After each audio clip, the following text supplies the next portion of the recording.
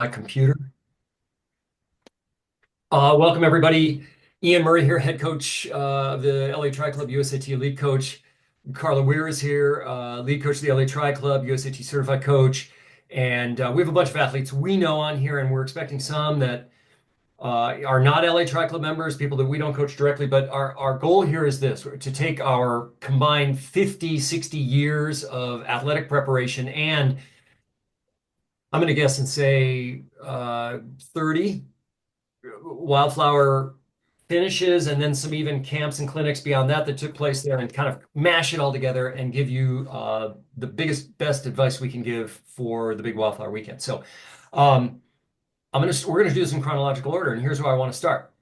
On Monday, the 28th of April, the very best thing you can do for wildflowers, is the same very best thing you can do for any race you go to, which is to bank sleep. You're not going to sleep all that well the night before your race. Very few people do because it's a nervous time. You have to get up very early in the morning. There's just complications. And to that end, it's very nice if you can really book in good quality 8.5 hour nights of sleep on Monday, Tuesday, Wednesday, Thursday. And then whatever happens the night before the race, it doesn't matter because you'll be fresh and ready to go. So keep that in mind going into Wildflower and everything. Um, I can imagine um, one, two, three, four, five, six variations on camping at Wildflower, and we're going to get into all of those. But first, I want to talk about when you might go and the route you might take from the LA area. So, Carla, I'm going to jump right into this if it's okay. Oh, All right. Um, it's really cool there. I mean, it's a park. If you've never been, it's a park. It's been a state park for a long, long time. It's loaded with live oak trees that are dripping with Spanish moss. There are what's the collective noun? Oh, I can't remember. There are groups of turkeys. It's I can't remember. There are groups of turkeys and deer everywhere, and it's beautiful. It's also there's no light pollution there because there's very little around. So the stars at night are fantastic. And the entire campground, the population of it, which in years past has been 5,000, 6,000 people. This year it might be 2,000, 3,000 people, but everybody's there for a singular purpose. Everybody's crazy fit. Everybody's into triathlon. It's a really, really fun environment. And so arriving there on Friday is well worth it. And to drive up in the morning pretty early is nice. And what I recommend is if you're staying in the campground, and I think you should, then one of the best things to do is to stop at one of the natural foods markets that's in San Luis Obispo and do some shopping. Fill your cooler, fill some grocery bags for the weekend, and then motor up and try and land in the park before 1 or 2 in the afternoon. It's not mandatory that you get there any earlier, but if you do, it just makes for a nice, casual, relaxing time there. And so that's a really nice thing to explore. I'm going to share my screen because I want to talk about some of the routes that you can take to get there. So here's Santa Monica to Lake San Antonio. And if you're doing the Olympic or you're doing the off-road sprint or the on-road sprint, then this is a 5 hour, 246-mile drive up the 101. So you'd head up the 101, you'd go through Santa Barbara, um, through Santa Maria, past Pismo, and you'd get to a place where maybe you'd want to stop and load up with supplies before you get to Paso Robles. That's this town right here. And you'd get off. By the way, if you're doing long course, don't take this route. Right here, it's where your route's going to change. I'll get to it in a second. But if you're doing Olympic or either of the sprints, you get off here in Paso. If you don't want to shop in slow, then shop here and then take Nacimiento Lake Drive up through the vineyards and the ranches, and you will slide past Lake Nacimiento and you will arrive here into the Lake San Antonio campground. Okay.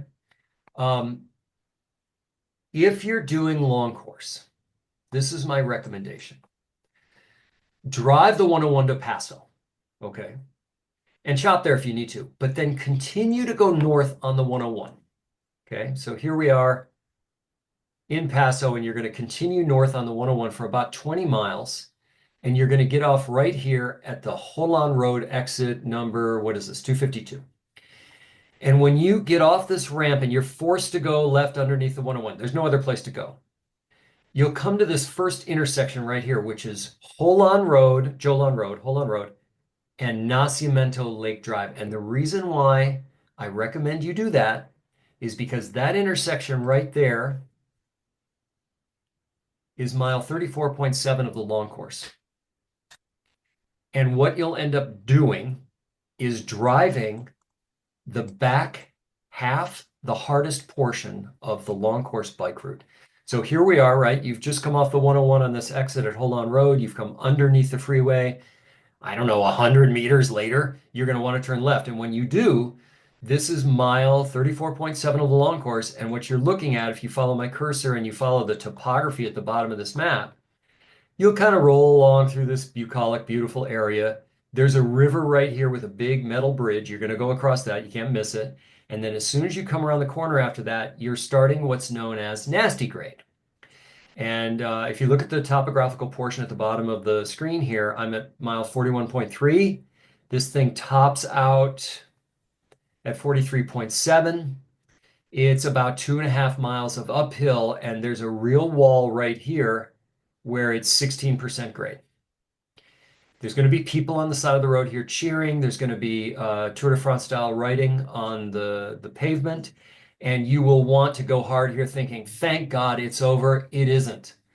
You have to keep your cool because you turn right here, you climb a little bit more, and then there is a screaming descent that follows that. That is incredibly long, and it drops down, down, down, down, down. It also can be dangerous because the roads here are kind of rough and bumpy, so you got to hold on.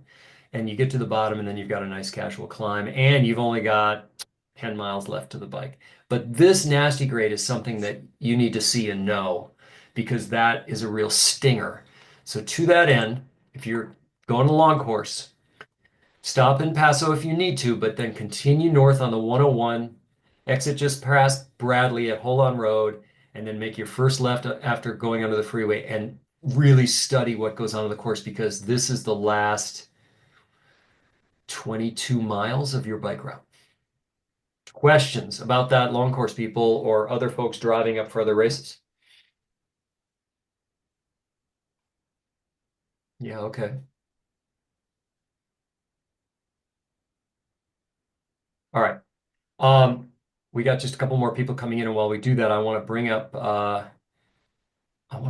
up another uh, icon that I have here that shows the camping area. Give me 1 second. Here it is. A quick question, actually. Thank you.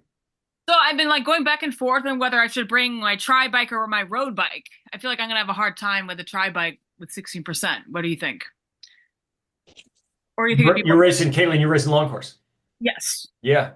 No, I think you should bring your tri-bike. Okay. My question would be, what's the easiest gear on the road bike? What's the easiest gear on the tri-bike?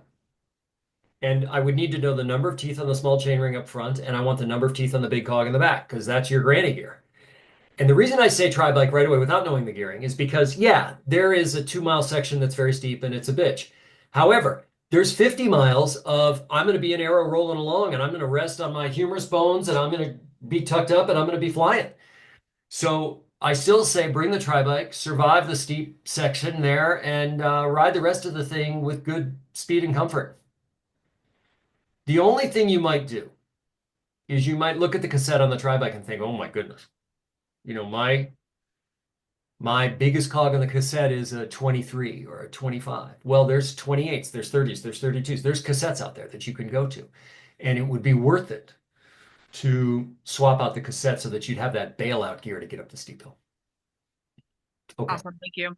I'm going to share my screen one more time because I want to get into this. When you pull into the park, it's gorgeous. I mean, it's just so beautiful. It's going to be super green.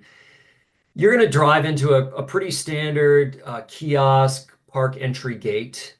And there's going to be some local high school kid in there, bored to tears, who's going to be checking your name off of a list because when you registered for the race, you probably acquired access to the campground.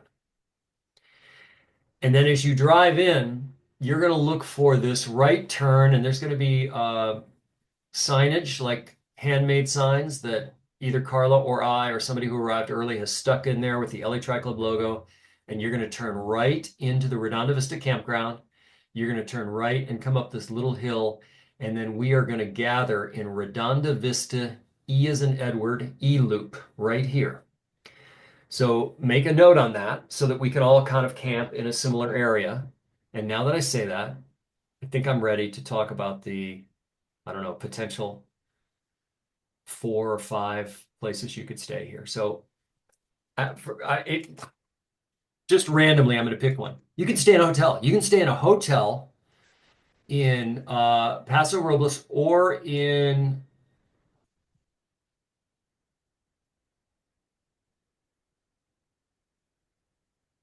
where at King City. Those are your 2 hotel locations that are nearest to the race. The problem is this. They close the park road at like 6 a.m. or something absurd. So you're going to have to get up at 4 to drive in to make it into the park. And then you can't leave in your car until the last athlete is off the bike course. So it can be a long, long day if you're staying outside. There's another place to stay, and that is right next to Lake San Antonio, where our race is held, is Lake Nacimiento. And Nacimiento has Airbnb condos built up alongside that a lot of people who own boats there, fishing and water ski boats, own and rent out. And I've stayed there too. They're fine. They're a lot like going to a ski resort. You can rent there, but it's the same deal, which is you have to get in crazy early because they close the road into the park, and the road into the park is several miles to get to the transition area. So also there's another factor, and that is you really miss Wildflower is more than just a triathlon. People hang out, people get drunk. There's bands playing down in the expo. Like there's a real like festival atmosphere there, and it's fun to be in a part of that. And so now it brings me into the other options, which is you can bring an RV in. I think all the full hookup spots are gone, but it doesn't matter. You could rent a mini Winnebago, drive it up from anywhere in LA. You could probably get one even outside of LA and leave your car there and just make it a shorter trip and just run off the battery and water in the tank and be comfortable there. You can also camp because you're in a car. This isn't like you're going to go minimal because you don't want to carry the weight on your back. You could drive in there with whatever enormous tent you want. You could drive in there and sleep in your car. You could bring any mattress, cotton sheet, perfect pillow, comforter, whatever you wanted to make it perfect. I have done this from 1996 through to like, I don't know, 6 years ago or whenever we stopped. And I've done every variation on that. The first year that Alexander and I went, we stayed in King City and drove in. And I never did that again. I always stayed in the park. I've slept in tents, I've slept in a bivy sack, I've slept in RVs, I've done it all there, and all of them are good. You can make them comfortable. So I urge you to make a decision on that. And I hope that, and if you don't own camping gear, what I would recommend is do the sports basement package. And they'll just rent you everything and you just lay it out and inflate your mattress and sleep in it in total comfort and you're good to go. Questions about where you're staying? We know we got a entrance when we registered.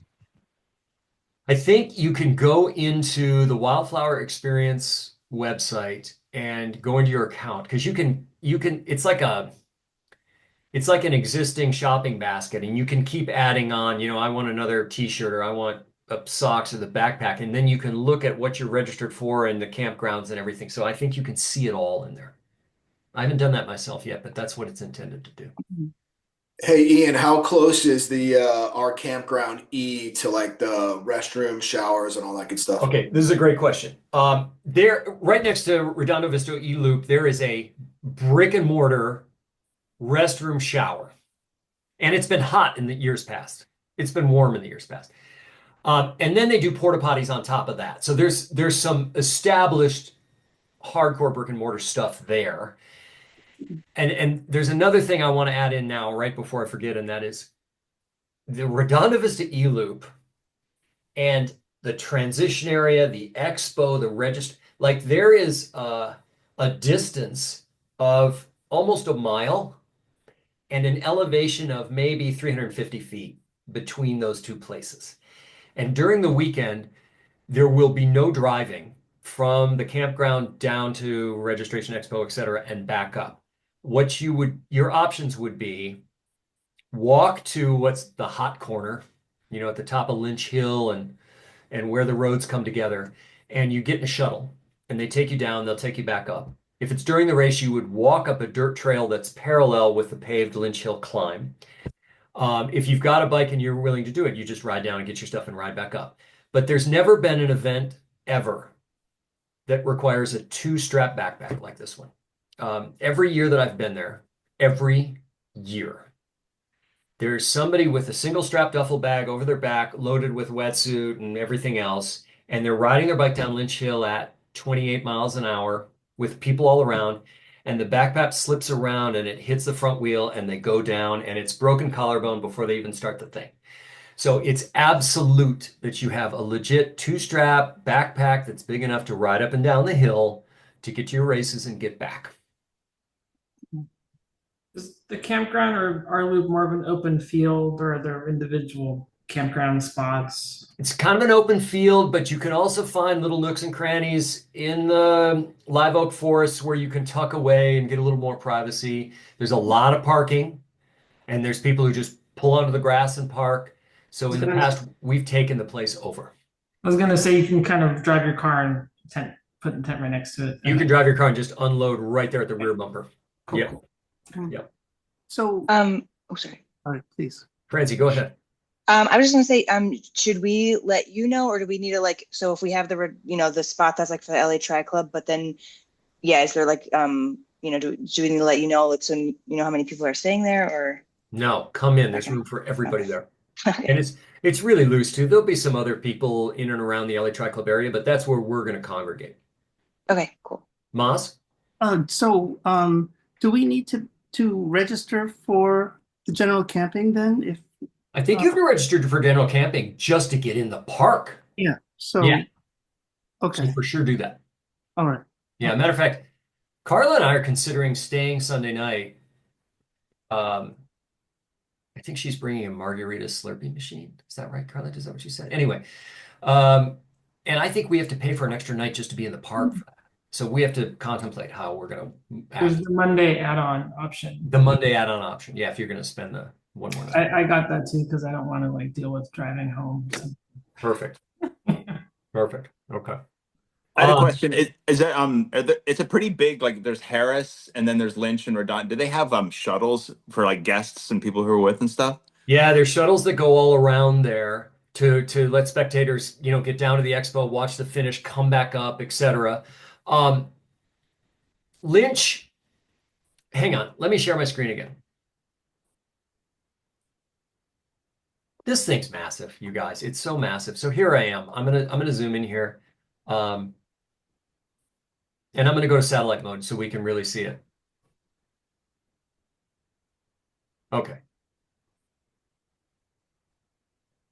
All right. So right here, this huge parking lot is transition. And the swim ramp is this boat ramp right here. That's where the swim start is. And I've got better pictures, but let's just start with the big picture look.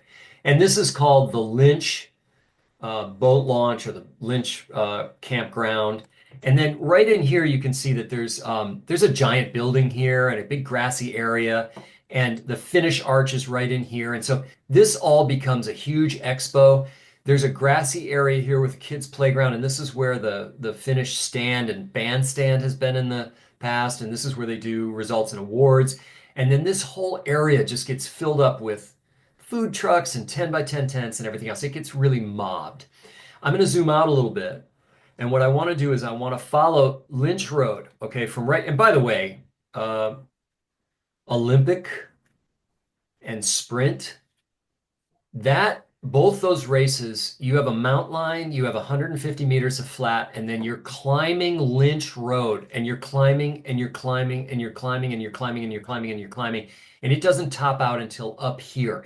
It's just about a half a mile, and it's seriously steep in places. And so it's a hard way to start a bike ride. And if you're thinking, oh, it's okay, he said long course isn't doing this. Long course goes out this bumpy, weird road. So does the off-road sprint, by the way. We'll get to all these details in a minute. And then long course goes up Beach Road, which is about a half a mile, and it's crazy steep. Like you have to get up out of the lake no matter what you're doing. So I want to get rid of this stuff. There we go. So right up in here, there's like a maintenance facility. This is the top of the road, and this is where Lynch Road comes into San Antonio. We call this the hot corner because both Olympic and long course, the bike comes up here, the bike goes back down here, and the run course comes down here. So if you were going to just bring a lawn chair and a cooler and spectate, this is where you'd come. Also, this is where a lot of the shuttle buses start and end right here, and then people just walk into their campgrounds. Our campground is right here, and I'm going to zoom in because here's the brick and mortar bathroom and showers right here.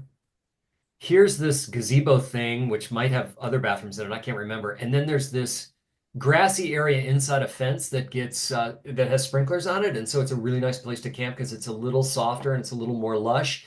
And then littered around this driveway are all these RV spots all the way around. And it looks like there's another bathroom and shower I think over here that I haven't even been to. So when you drive in here, you're gonna let me come out to the park. Here's the park entrance gate right here. There's a kiosk right here. You're gonna drive in here, give them your name. They let you in. You go up a little hill around this corner, and maybe a mile later, you turn right here into the Redonda Vista entry, and there'll be a sign right here with LA Tri Club logo on it. And when you come in, you'll turn right again, and then boom, up this little hill, you're right at Redonda Vista E, and there'll be signage all along so you know where to get to. And people just camp out anywhere along here, anywhere. There's also a whole nother boat ramp down here at Lynch. Where am I? Here we go. So down here, there's Harris Creek. This is like a whole nother zone. You've got another huge parking lot. You've got another boat ramp. And back in the day when we were having severe drought and they were draining this lake, this is the only place they could swim because there was no water left in the other end where we use now. So this is a huge area with lots of different nooks and This crannies. is Ian's got his So this is a place to be fully aware. wildflower seminar on. Yeah. I'm listening. Yeah, it's in my. Rosalind, I'm going to mute you. Okay, so there's a really good system here, and the Redonda Vista E-Loop is close enough to both the shuttles and accessing the Lynch Hill to get down to where all the action happens. So just be aware of that. Okay.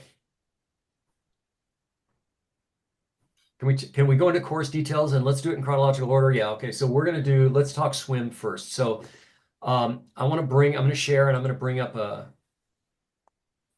bring up some images that I have of, here they come. Yeah, here we go. Okay. Here's the boat ramp on race day. There's a giant inflatable arch. That's the start. Timing mat is right underneath it. They have taken this dock and moved it over so that it's kind of narrower than it is normal. Normally, this dock is way over against the edge. Now, the reason why this boat ramp looks so incredibly long in this picture is because the lake was lower. I think the lake is going to be much higher than this. I think it's at 78% or something. So the start arch could be way up by this vehicle up here, by this ambulance. And so there might be less ramp to run up to get to your bike on our race day than when this picture took place. While we're here and we're close enough, what I want to say is this. If you're a good swimmer and you want to be competitive in your field, this is my advice to you. I want you to be standing right here next to this side of the arch and be the first person in line. and you'll be able to see the person who stands right on this dock right here. You can watch them. You can watch them count down. You can watch the tendons in their finger like start to squeeze around the trigger. You know it's going to happen. And you go and you swim 25 yards very fast. And then when you get out to the end of this dock, which I'm going to show you in another picture in a second, then you can pull over and slow down a little bit. But if you're in the middle of this, or if you're in the back, because of how narrow the docks are, there's a scrum that takes place there that's worse than most races. And so I think it's important to get out, get away from the group, give 25 yards hard, and then settle down and cruise. So let me show you the other image I have, because it's this plus a little distance right here. So here you can see that this buoy right here is your first turn buoy. It's a right shoulder turn buoy. In fact, all of the turn buoys are right shoulder, except when you're coming back. This is the left. So the idea is if you can get out here a little bit, then it opens up tremendously and you won't get beat up as badly. But that first 25 yards between the docks can be pretty chaotic. As you can see, no surf. Even when it gets windy, it's pretty smooth on this lake because it's narrow. It's a really nice place to swim. It's not super clear, but it's clean. Like you can feel how clean it is, and it's really nice. So this is a look of the first two buoys of the course. Water temp, do we know? Or Yeah. Yeah, the water temp is supposed to be between 65 and 68. okay, Yeah, good. that's nice. I made a note here because, again, we're back here, and you can see in this picture that the docks are very far apart, but on race day, they move this one over. Okay. In the big years, this is quite an enormous, this is like 3 football fields. It's huge. And in the big years, this thing almost filled up. And I think this year, this will probably be a quarter full or something like that.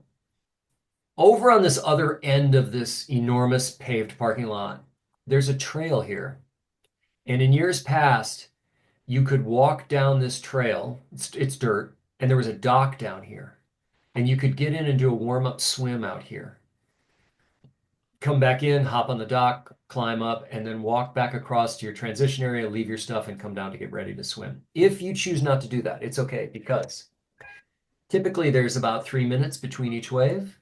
And if you get right on the back of the wave that starts before you, as they're swimming out to the buoy, you can just swim out 100, turn around, swim back, put in a couple of, 10, 12 stroke turnovers with some recovery. And it's not a complete warm up, but it's pretty good. And if you can be satisfied with that, then that's all you need is that 3 minutes between waves. We'll know the details of that when we get there and register. We'll see the separation of the waves, so we'll get an idea of it. Okay. I'm just going to flick over really quickly to the course, and I'm going to go to distances. I'm going to go to long course, and I'm going to click on map and course details. And then right here, we're going to see the swim. I'm going to zoom in here, and you're just going to get a look at it right here. So it's really straightforward. You leave the ramp, you swim out to that buoy we saw, you turn right, you just go way on down. And by the way, this is sort of easterly, so there can be sun in your face for this section. 2 very close right turn buoys here, and then you're coming back and you exit. The Olympic is identical to this, except the turn buoys are just, halfway. The sprint, typically we swim out, there's 1 buoy or 2 right here, really close, and it's just turn, and you're back, and it's very short. So that gives you an idea of what the swim is like. I'm ready to move on from the swim. Are there any questions about it? Yeah, I have a question. Is the long course and the Olympic swim at the same time? Oh, that's a great question. And no, let's look at the schedule here- really quick. Yeah, I have it in my notes, so it's real easy. Good, The Carla. long course is on Saturday. It's an 8 a.m. start. Okay. And then you've got until 9:45 till the sprint starts. So there's quite a bit of time between the long course start and the sprint. So for those of you who are racing the Olympic, it's a good idea to observe what that course looks like, because it's going to be the same course for you. It's just going to be a little bit shorter.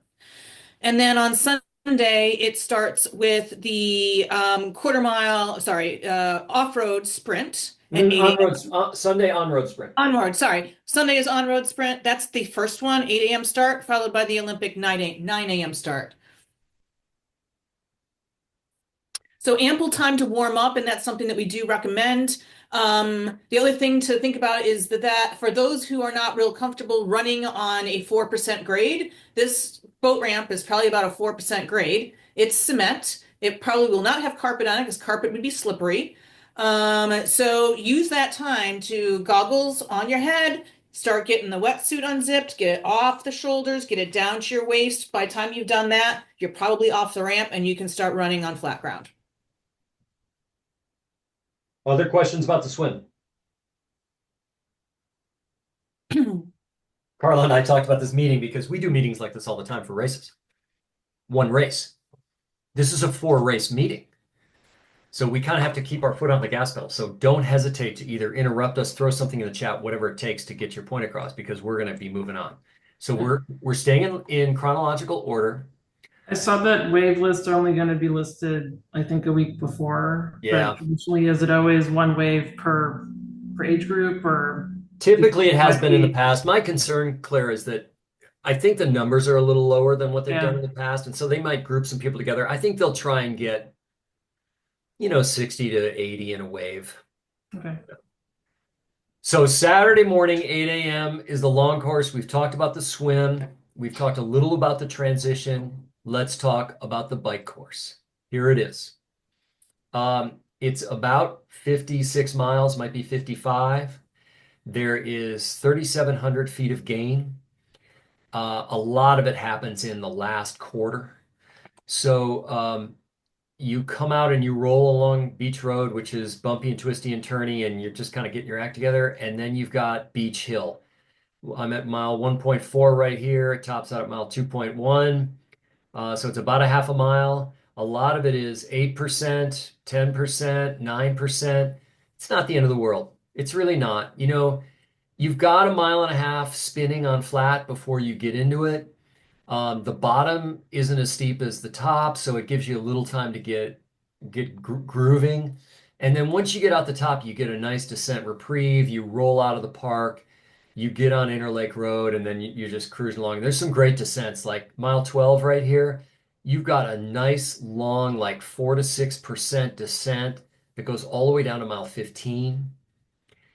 When you turn onto Holon Road, now I haven't been here in a couple of years, but right here, mile 20, you turn onto Holon Road. 10 years ago, Holon Road was one of the roughest roads I've ever ridden on.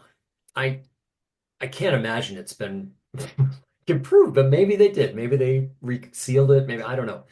But it's a chip seal country road. And for you to ride, if you can, a wider tire. Keep in mind, when we rode it, back in the day, I was like on a 21, 23 millimeter tire, and I was at 110 PSI. And now we know that riding on a 28, 30, 32 millimeter tire at 60 to 70 PSI is so much faster, and it's better for your body, and it's really a joy. So this is a time period to enjoy this ride, because Holon Road has been bumpy in the past, and I'm sure just because of the way our tires have changed and disc brakes have allowed for wider tires, it's just really, really joyous.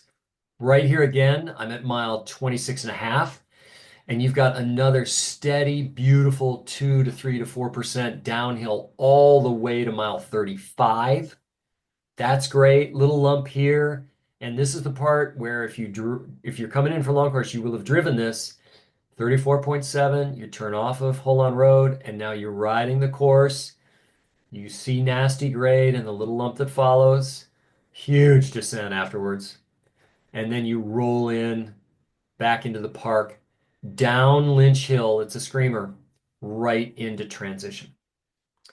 I got to tell you guys, this whole course is so beautiful and so great, and I don't know, I'm just thrilled everybody's doing it. I want to come down here because I want to talk about the beginning of the run for a second. Here's our transition area. You come down Lynch Hill. You dismount, you get to your rack. The beginning of the run is totally flat in the transition area. It starts to go down the boat ramp a little bit. And then right here is a set of stairs. And you have to run up these stairs or walk. And you turn left and you go out this little sidewalk, and then finally you're on the road that is going to take you through the rest of this course. And the run course is really hard. It's 13 miles. A lot of it's on trail. It's very hilly. Just to give you a whiff of it, I will show you this. This right here constitutes the first Ian, nine. do you want me to show the ride with GPS? I have it up. Yeah, show that. Let me stop my share and you can jump in. Okay. There's two hills on the backside of this course that are in trails, and I would just say this right away. 9 times out of 10, it's logical that you walk those two bits. And the reason is because there's a lot of good running later in the run on the other side of that. Some flat running, some downhill running, some gorgeous running. But you have to get over those hills starting at mile 4 and ending at like mile 5, where it's 10 and 11%, and you're on dirt in the woods. And if you have it in your mind that I'm going to push through and I'm going to keep a good pace through here, you will probably run those. And then you will probably walk a lot of flat and downhill stuff later on because of it. So I just want to suggest that when you get into the trails on the backside and you start to approach mile 4, there's some really steep stuff that comes in there, and it's legit. It's really legit. There it is right there. There's 12%. 12%. Yeah. And then you get a little reprieve, but the next hill comes right away and it's like 10.5 or 11%. So there's two very steep pieces in there. You come back out on the pavement and there's a thing we call the pit. Keep going. Carla, you're going to get to mile 9. You're at the top of it. And you basically turn, you go down a paved hill. You get to the very bottom, it flattens out for a second. You turn around and climb up that same hill. And so the pit really requires some focus too. It's not crazy steep, but it's insulting. And then you get back in the park, you've got some nice flat, there's a final bump, and then you're running down Lynch Hill, that hill that you finished the bike ride on, and it's a real leg sapper to run down a steep hill for half a mile. This course is notoriously hard, and if you're a Wildflower long course finisher, people know what that means, and it's real. And it appears as though it finishes on, is it just dirt or is it actual sand? No, it's the paved parking lot. It's Okay. pavement, but it's old pavement. Okay. Yeah, I think Ride with GPS just doesn't know the surface there. Okay. Okay, questions on long course? Ian, are there any any descents on the bike on long course that are like, I know you said there's some significant downhills. Are there any like turns we need to watch out on those downhills, or is it you can pretty much just open it up? Yeah, there's only one spot that I really think is quite dangerous. And it's after you get up to the top of Nasty Grade. So let me come back to Wildflower Long Course. Here we go. So after you summit Nasty Grade, and I'm going to zoom in here.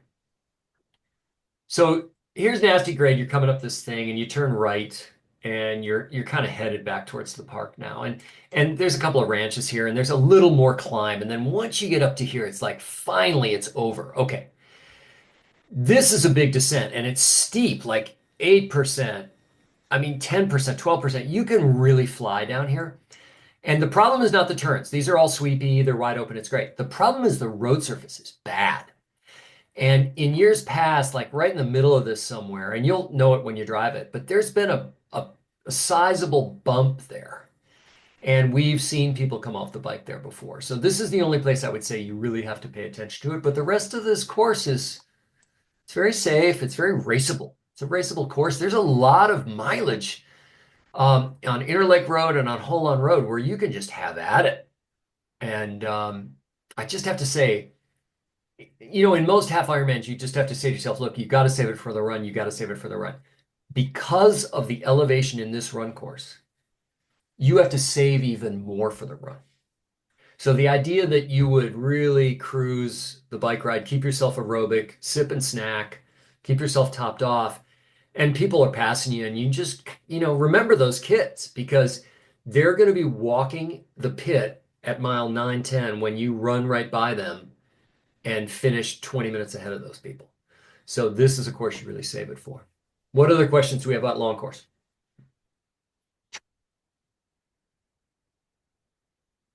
I'm thinking you finish, you go into the expo and just lay in the grass for a while, get something to drink, get something to eat from there, like post-race food down there. Really take your time to replenish.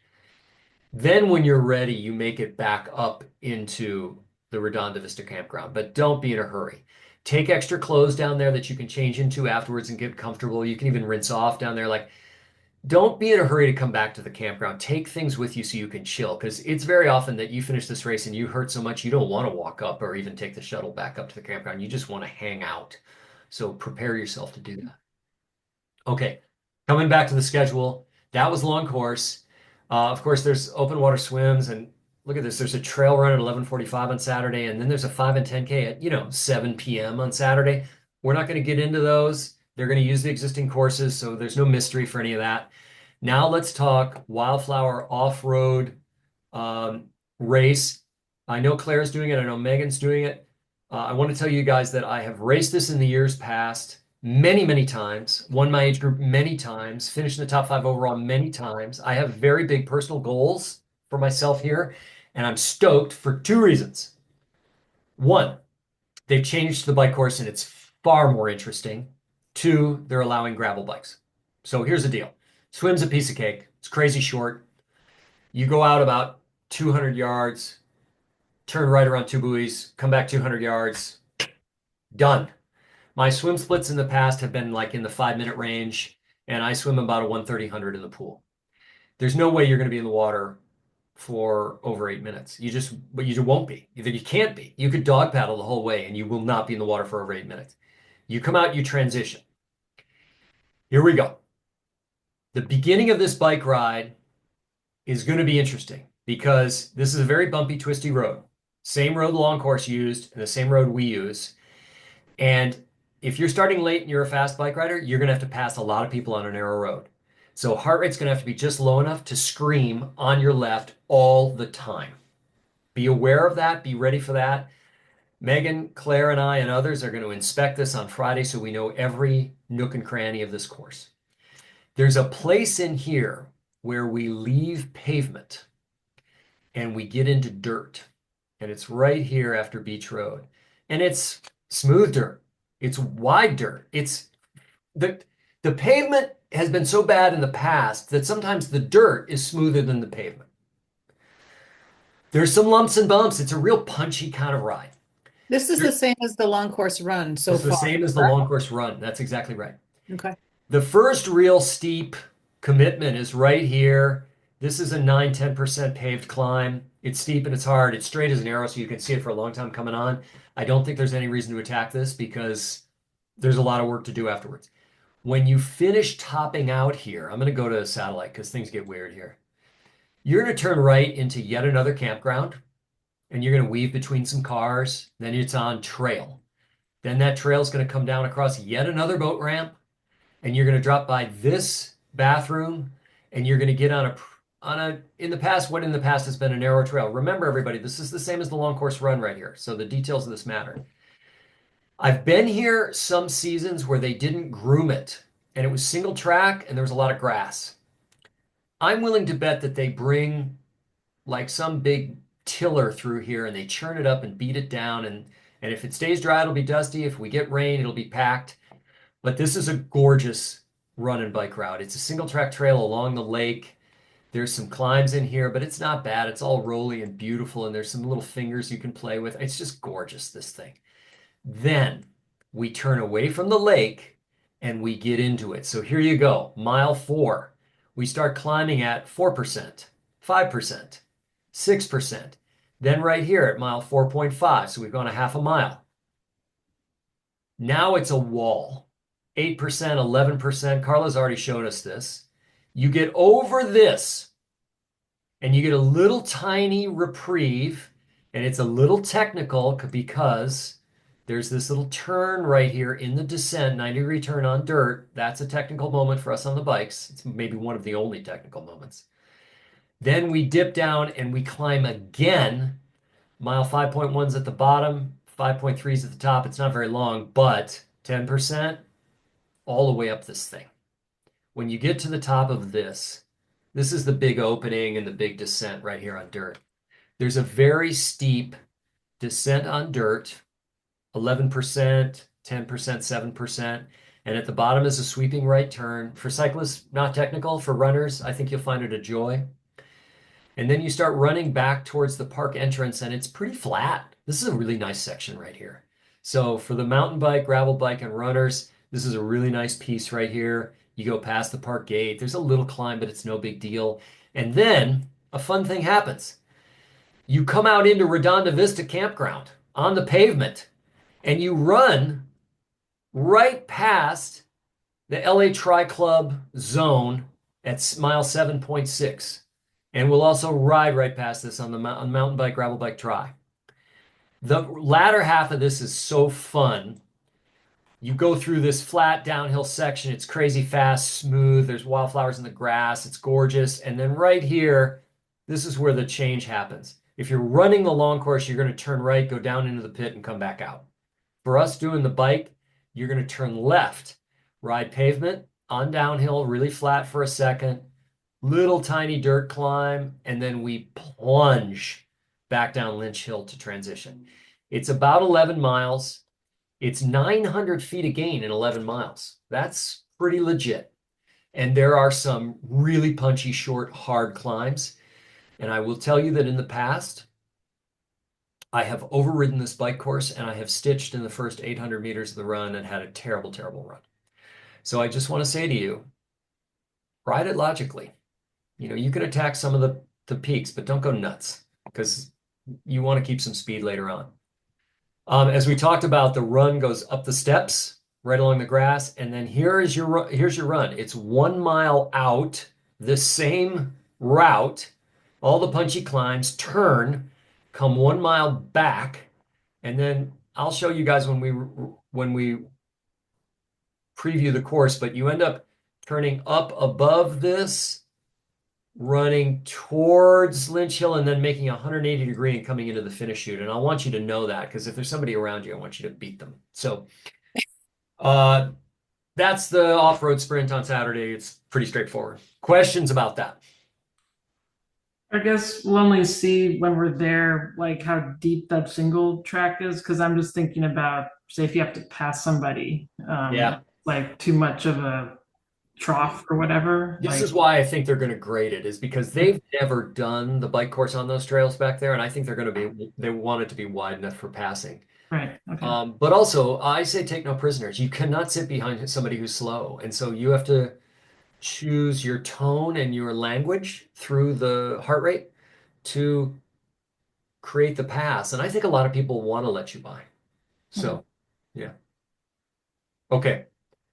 Ian, do you expect the bike to be really well marked? I just worry that there won't be a ton of people out there and, you know, it's people to follow and. Yes, I really do. And I want us to ride it together on Friday anyway. Yeah.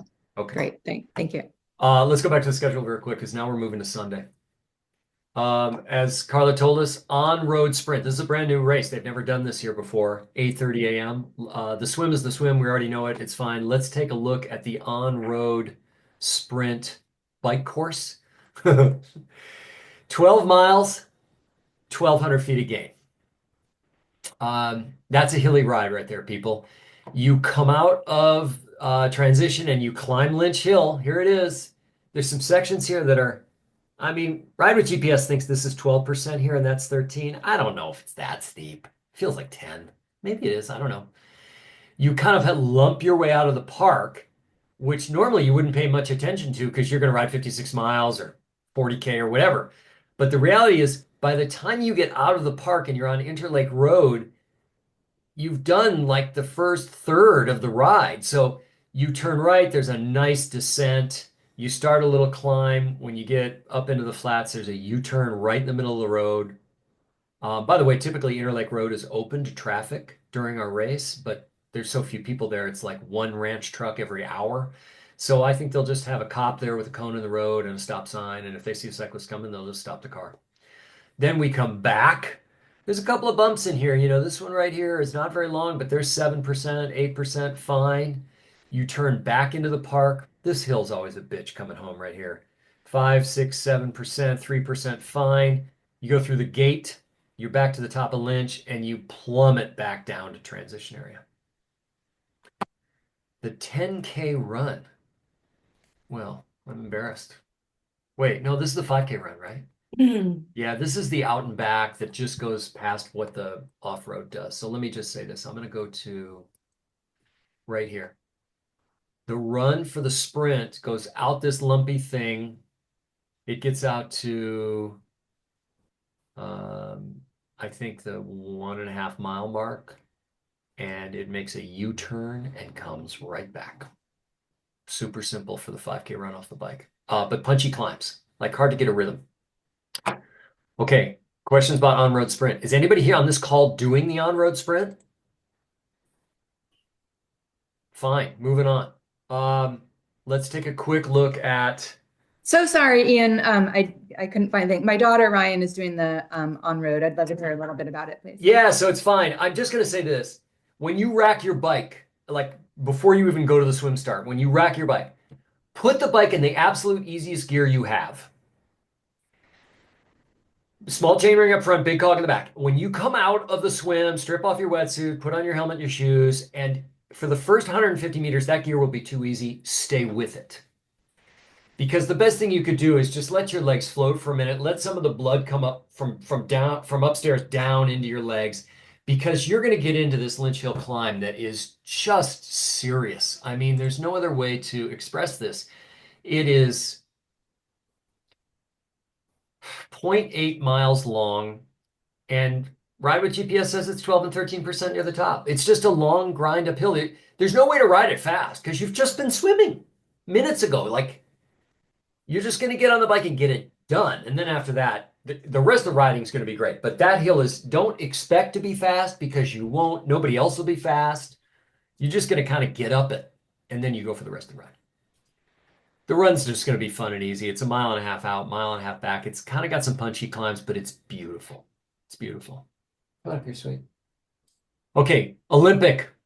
The swim's the swim. We've talked about it. It's really easy. Come into transition. We've looked at the beginning of this already because we've talked about it, but you've got to climb up Lynch Hill. You roll out to the park. When you get to Interlake Road, now you've got some nice riding to do. There's a pretty tough climb at mile 8.5 that goes up, and the top part is steep, but the bottom part isn't bad. The bottom part's like 4%, but the top right here gets to 8 or 9. And then look at this descent to the turnaround.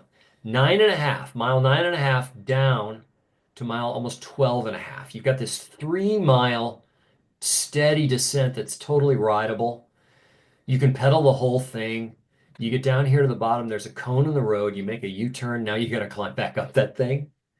No problem. There's a dip, and then you're back into the park, and you come down Lynch. It's an out and back. There is. So considering the road surface here, is it better than the long course? Yeah, it's better. And is there ample room to pass people? Yeah, for sure. It's a 2-lane highway with very little shoulder. You don't need it. It is open to traffic, but very few people drive this. And there's big signage on either side that says bikes on the road today. So the locals know about it and they avoid it. And there's lots of room to pass here. 24 miles, 2,000 feet a gain. The run, I didn't bring it up, but I'm going to go to it right now. I've got it. You got it? Yeah. Hey, where are you? Come here. Come here. All right. In general, we've got somehow we're missing us a little bit of the distance, but we've got 545 feet of elevation gain. You have as much as a 10% grade going uphill at one point, which I think is right here at about the 2.5 mile mark, right in here somewhere, right there. And you've got a lot of kind of steep descents also, which is, I think, primarily here at Lynch Hill. Yeah. So, and just speaking about the run courses in general, especially for the long course and the Olympic distance, I want you to think about what you've been doing in your training. A lot of our performance athletes have been on a training plan since February. We started them with doing 30-second hill repeats, then 2-minute hill repeats, then longer 4-minute hill repeats, building in endurance runs for our long runs on the weekend that incorporate hills as well. So hopefully you've gotten some hill training in and you can recognize where your strengths are. So there's very little, like, this is not your typical 10K or half marathon kind of race where you find the right gear, you find the right heart rate, you find the right pace, and you just stick with it. That's not going to happen in this race. So there's going to be, I would suggest that everyone have what's your maximum heart rate you want to be at in this race? And if you get past it, maybe you have an alarm on your Garmin to alert you so that you're knowing that, okay, I am going to push it to the top of this hill, knowing that I'm going to have a nice long descent afterwards and I'll be able to recover.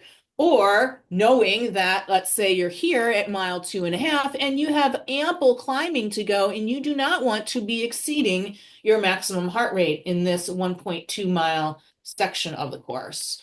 So know your strengths. Are you really good at short, sharp hills? This will be a great course for you. There's a number of good sections that just have some fairly like 4%, even less grade, where if you've been training for that, you'll be quite strong. And then some people just run really well downhill. I am not one of those people. This on paper looks like a nice fast finish, but for me, running downhill at a 10.5% grade is not going to be as fast as I would like a typical race finish to be. So know that there's very, very little dirt on this one, just this one little section in here, and a little bit of broken up section over here, which we're back in the park. So yeah, there's going to be quite steep points. Don't be disappointed in yourself if you need to walk at certain points in this race. It's okay. Use your momentum of your legs. Don't just shuffle along. Take big strides if you need to break down into a walk, but just pay attention to when the grade changes even slightly, giving you the advantage to get your feet underneath you, get your turnover up, and start shuffling your feet and getting back into a run. Let's see. I guess the other thing that we didn't state, but I think maybe it wasn't totally clear on the map for the long course, I just want to touch on it in a minute. It is 60% dirt and 40% paved. So if you have trail shoes, I would definitely plan on that for this race. I would definitely bring them with me at least. Yeah, those are great points. Hey, Carla, you figured out what was being served on long course, right? The fluid, do you remember? Oh, it's base, right? It's base hydration. I didn't write it down. I think that sounds right. Yeah, that's right. I think they're the sponsor. Does anyone want you to dig any further into this run course? What about aid stations on the run course? I think Every I saw mile. that there were 3. Yeah. 3 is Okay. not every mile. There's just 3. Okay. Yeah. And I'm just trying to decide if I want to bring, a water belt or anything like that, which Look, It's going to be, right now they're saying it's going to be high 80, 82, and it's not been that warm in LA. I know you're in the valley and so am I, but it's not even been that warm in the valley. So maybe consider I bring it. yeah, it's nice to have it. right. And decide on the day. Trying to think of what else I want to say about this race.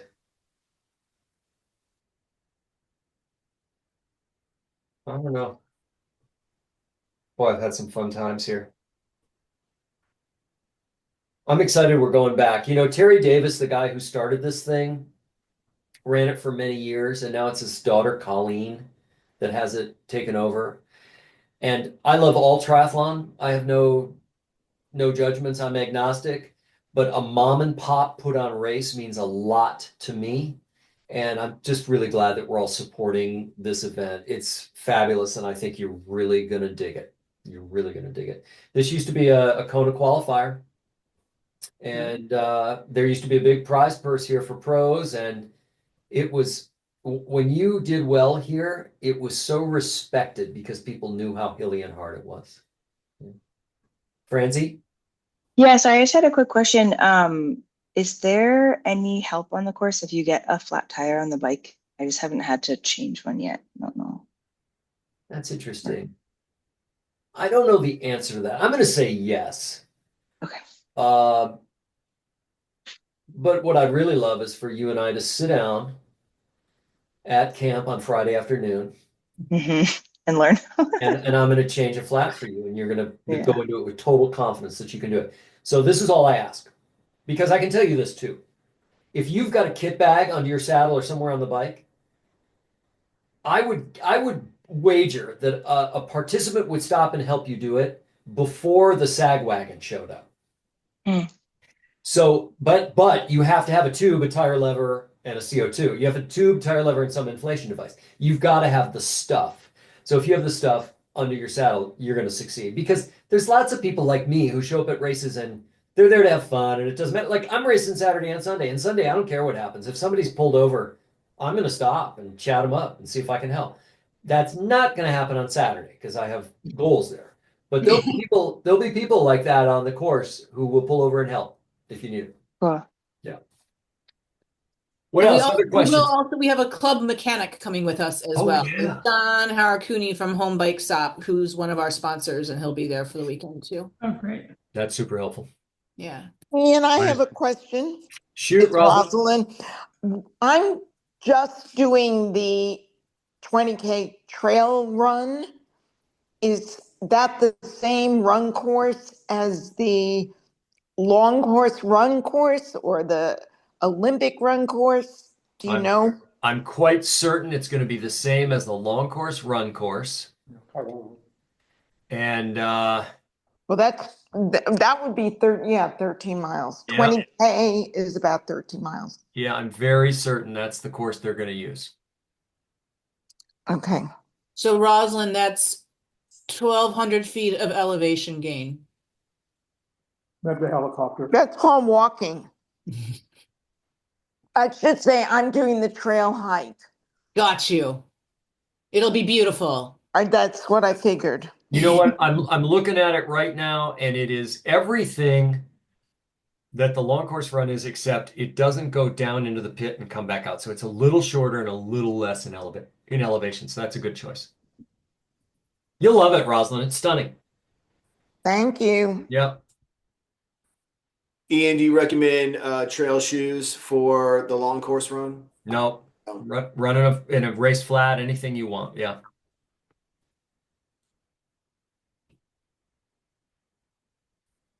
Okay, we're about to stop recording, but before, collective noun for turkeys. And it is a rafter of turkeys. There you go. That's what we're going to end on. I'm going to stop recording right